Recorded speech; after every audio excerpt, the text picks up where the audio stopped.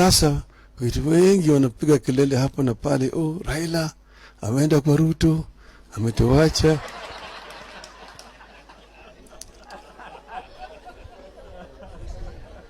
Mimi sijaenda kwa Ruto. Ruto amekuja kwangu. Mimi nimesema mimi nibaki, msimamo yangu haijabadilika.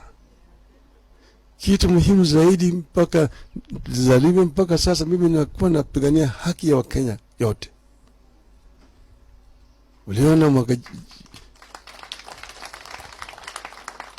ile ingine sisi tulitoka yote, tulikuwa kwa barabara tukipigania Wakenya, kusema gharama ya maisha imepanda, tukasema fungulieni sava, tukasema mambo ya ufisadi imezidi, tukasema mambo ya ukabila imezidi. Tulisema haya yote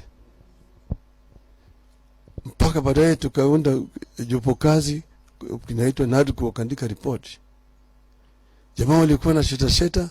Baadaye mwaka jana vijana wakajitokeza, Gen Z wakaingia kwa barabara, wakapiga chafua sana tena, wakapiga na hao watu, wakatuma mapolisi kwenda kupiga watoto na kuua watoto. Wengi waliuawa. Hayo yote yakawa pale, wakaleta watu jeshi, wakatetemeka.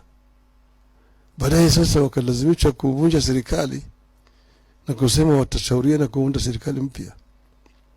Lakini sisi tumesema maneno ambayo ziko swala nyeti zimebaki pale pale mpaka litatuliwe.